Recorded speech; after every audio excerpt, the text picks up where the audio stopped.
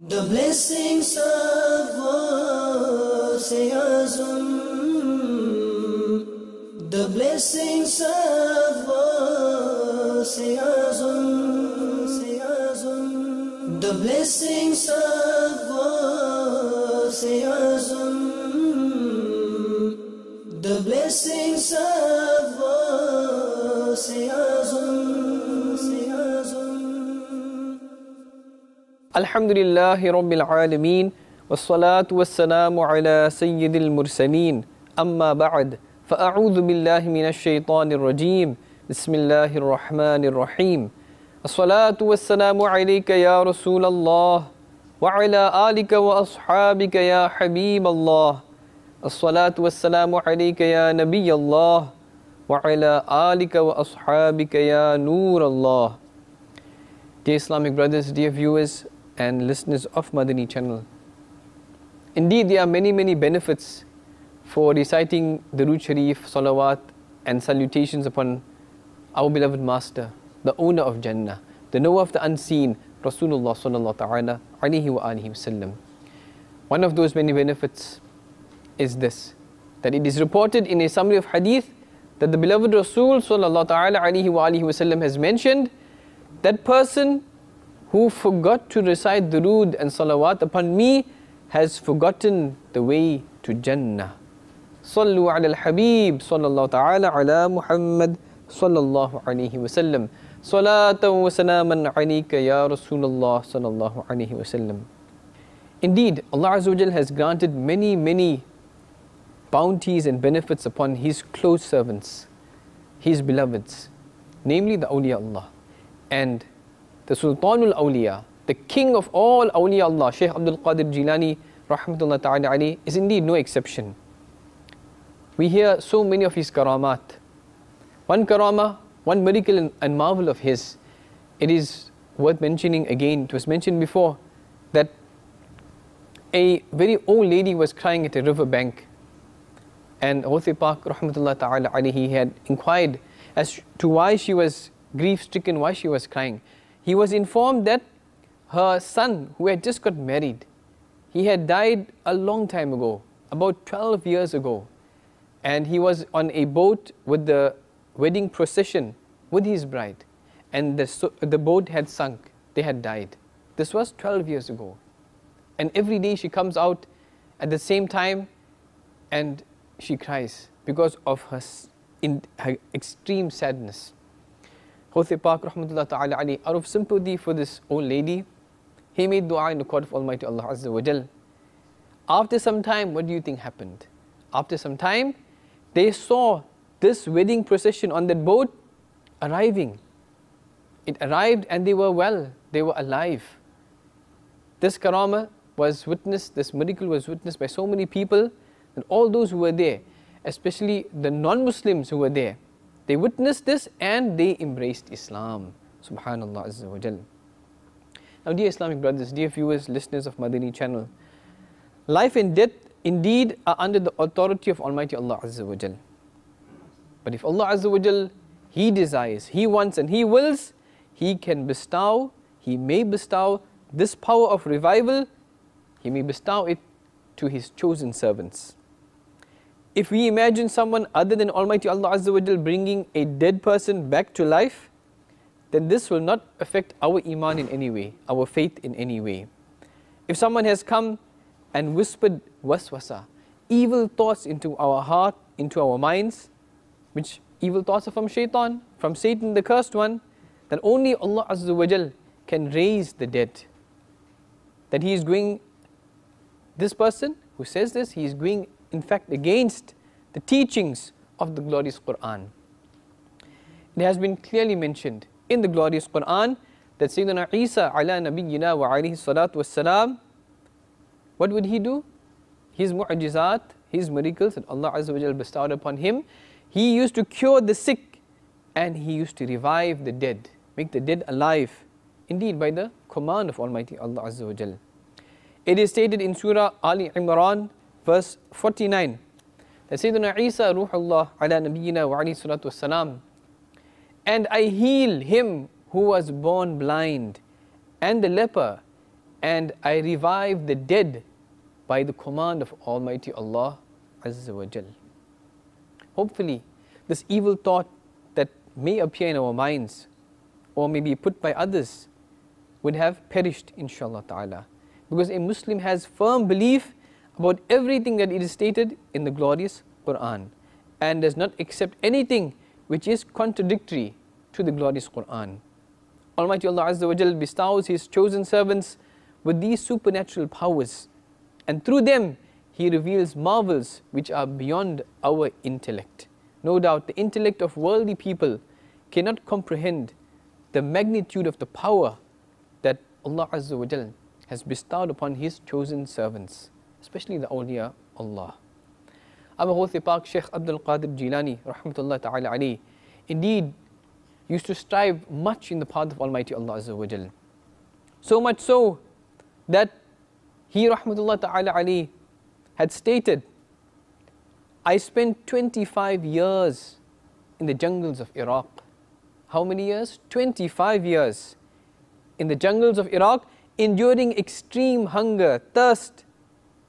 Why? To gain the pleasure of Almighty Allah Azza wa Jal. If only we as well, if we can make our minds at least just a little bit to travel with the Madani Qafilas of Dawat Islami, to propagate the teachings of Islam and the Sunnah of the beloved Rasul sallallahu ta'ala alayhi wa sallam throughout the world, inshallah ta'ala, we too will gain some proximity to Almighty Allah Azza wa Jal. Sallu ala al-Habib sallallahu ta'ala ala Muhammad sallallahu alayhi wa sallam. The king of Baghdad, the king of awliya Allah, Shaykh Abdul Qadir Jilani, Ghuth Azam rahmatullah ta'ala alayhi, had said, I would intend to pick up the fallen things or leaves and even to eat grass. I would intend to do this, but I would leave them, making self-sacrifice for others who would also be in search of these things. I would remain hungry. When I became extremely weak and was close to death, I found something lying on the floor near the flower market. I picked it up. I sat at one corner to eat, but suddenly I saw a non-Arab who was a youngster who had fresh bread and roasted meat. He sat beside me and began to eat. When I saw him eating, my desire for food intensified. When he would take the morsel of food to his mouth, I would open my mouth so that perhaps he may put it into my mouth. This is his hunger. However, I rebuked my nafs, this carnal self. I rebuked my nafs and I asked it to have sabr, to be patient, as Almighty Allah Azza wa Jal is with me. I clarified to my nafs that I would never ask this young man for anything to eat. All of a sudden, turning towards me, the youngster said, my brother, please come and join me in this meal. I refused, but he insisted. My nafs also insisted that I eat, but I continued to observe sabr and patience. However, I ate a little due to the insistence of this young man. He then asked me, where are you from? I told him I was from Jilan. He said that he was also from Jilan. He further asked that if I knew Shaykh Abdul Qadir rahmatullah ta'ala alayhi, who was the grandson of the famous wali Sayyid Abdullah Soma'i rahmatullah ta'ala alayhi. I replied, I was that person, Abdul Qadir. Listening to this, the youngster became anxious and he said, when I was leaving for Baghdad, your mother gave me 8 gold coins to give to you. Having reached Baghdad, I searched for you, but I could not find where your whereabouts were, and I had spent the money. I have been hungry for 3 days. When I became helpless due to extreme hunger, I bought some bread and this roasted meat with some of your money. He then said, Your Honor, please eat this food without hesitation, because actually you are the owner. Previously, you were my guest and now I am your guest. Giving me the remaining money, he said, I apologize to you. I bought this food in the state of helplessness and because of extreme hunger. Hawth Pak then said, I became very happy when I heard this. I then gave him the remaining food and money, which he accepted and left. Dear Islamic brothers, dear viewers and listeners of Madani channel, this parable, this incident contains many Madani pearls for us.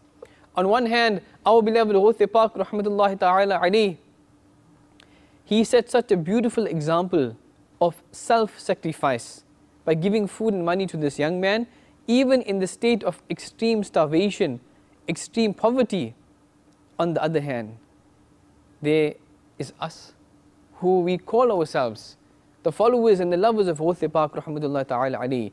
Our condition is that even if we eat the meal of Niyaz of Gyarwi Sharif, we miss no opportunity to consume as much food voraciously, depriving even others of their share. This is the condition of many of us. O admirers, followers and lovers of Hawth Azam rahmatullahi ta'ala alayhi, whenever your nafs tries to make you devour food in big morsels without chewing them properly while eating with others, recall this parable of Hawth Pak rahmatullahi ta'ala alayhi, as well as this following hadith of the beloved Rasul sallallahu ta'ala alayhi wa alihi wasallam. Listen carefully. It is recorded in Ihya'ul Ulum. The beloved Rasul sallallahu ta'ala alayhi wa alihi wasallam mentioned, whoever gives the thing that he needs for himself to any other person, Allah Azza wa Jal will forgive him. Subhanallah.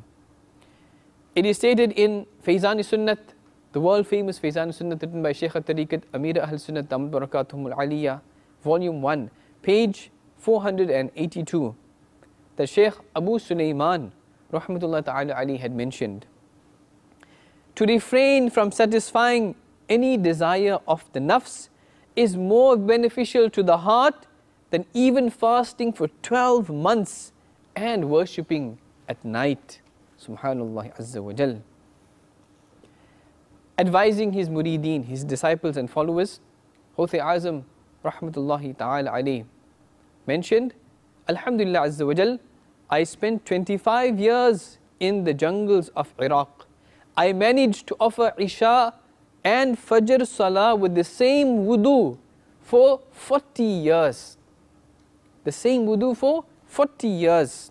Similarly, I kept the routine of reciting the entire Quran for 15 years in Nafil Salah after Isha. At the beginning, I would fasten a rope around my waist and tie the other end of this rope to a hook in the wall so that I would not fall asleep. One night, I intended to perform my usual ibadat and worship.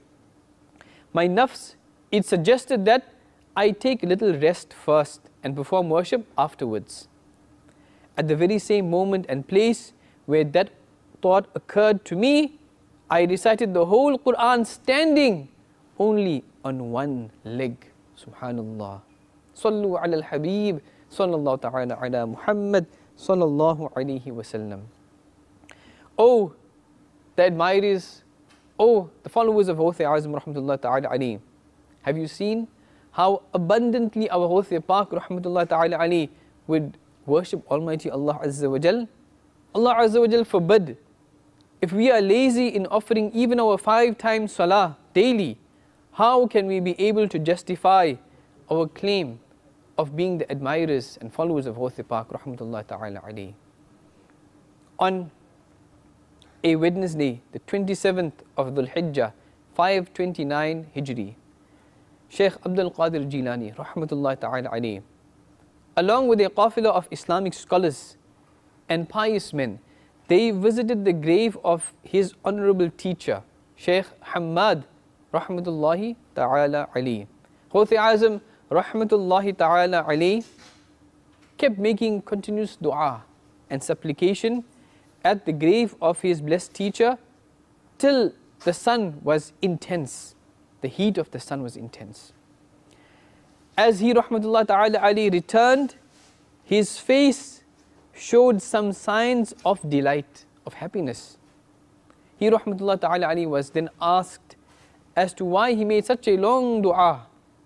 He rahmatullah ta'ala alayhi replied, on Friday, the 15th of Sha'ban, 499 Hijri, I and my respected teacher Shaykh Hamad rahmatullah ta'ala alayhi, who is resting in this grave, with a qafila to offer Salatul Jumu'ah. Now on the way, while crossing a bridge, Shaykh Hamad rahmatullah ta'ala alayhi suddenly pushed me, causing me to fall into that stream, that river. It was a very cold day, but I recited Bismillah and I made the intention of Friday bath ghusl. Having performed the ghusl, I came out, squeezed the water from my woolen robe and rejoined the qafilah. The disciples, murideen of Shaykh Hamad rahmatullah ta'ala alayhi, began to laugh. But he rahmatullah ta'ala alayhi scolded them and said, I did so just to test Abdul Qadir, and I found him as strong as a rock. Subhanallah. Ghuth Azam rahmatullah ta'ala alayhi further said, while making dua, I saw my respected teacher Shaykh Hamad rahmatullah ta'ala alayhi in his grave. I saw him dressed in clothes embroidered with diamonds, with a crown of rubies on his head, golden bracelets around his hands, and golden shoes that he was wearing. But the odd thing was that his right hand was not moving. I asked him the reason for this, and he replied, this is the hand whereby I pushed you into that canal, that river, causing you to fall into it. Will you forgive me? I forgave him. He then said, please make dua to Almighty Allah Azza wa Jal so that He enables me to use this right hand of mine. I then prayed to Almighty Allah Azza wa Jal, and 5,000 awliya Allah, saints of Almighty Allah Azza wa Jal, said Ameen from inside their graves. By the grace of Almighty Allah Azza wa Jal, he became able to use his right hand. He then shook hands with me out of happiness. This news spread throughout Baghdad. Listening to it, the disciples, the followers of Shaykh Hamad rahmatullah ta'ala alayhi were somewhat offended and made their way to the court of Ghuth Azam rahmatullah ta'ala alayhi to inquire about this. But no one had the courage to do so.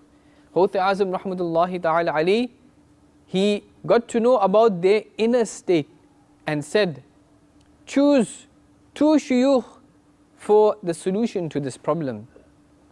The disciples of Shaykh Hamad rahmatullah ta'ala alayhi chose Shaykh Yusuf Hamdani and Shaykh Abdul Rahman Kurdi rahmatullah ta'ala alayhima, who had spiritual insight, and gave Ghuth Azam rahmatullah ta'ala alayhi 2 days, respite that both the chosen shuyukh should express their approval for what Ghuth Azam had said within 2 days. Ghuth Pak rahmatullah ta'ala alayhi said, Inshallah Azza wa Jal, this problem will be solved even before you leave. Ghuth Azam rahmatullah ta'ala alayhi then lowered his blessed head. Seeing this, all those who were present over there also lowered their heads. Suddenly, Shaykh Yusuf Hamdani rahmatullah ta'ala alayhi entered barefoot and said, with Allah's command, I have just seen Shaykh Hamad rahmatullah ta'ala alayhi, who asked me to go to the madrasa of Shaykh Abdul Qadir Jilani rahmatullah ta'ala alayhi and declare that Shaykh Abdul Qadir Jilani rahmatullah ta'ala alayhi, what he has said about him, Shaykh Hamad, is indeed true. Meanwhile, Shaykh Abdul Rahman Kurdi rahmatullah ta'ala alayhi also arrived and said the same thing. Upon hearing this, the disciples of Shaykh Hamad rahmatullah ta'ala alayhi apologized to Ghuth Azam rahmatullahi ta'ala alayhi. Indeed, my dear Islamic brothers, dear viewers and listeners of Madani channel, we can see many other karamat of the great Ghuth Pak rahmatullah ta'ala alayhi. May Allah Azza wa Jal grant us the ability of understanding and to follow these beloveds of His, so we may attain benefit in this world, the qabr, and the hereafter. Inshallah ta'ala. Ameen. Bijahin Nabil Ameen. Sallallahu ta'ala alayhi wa alihi wa sallam. Sallu ala al-Habib. Sallallahu ta'ala ala Muhammad. Sallallahu alayhi wa sallam.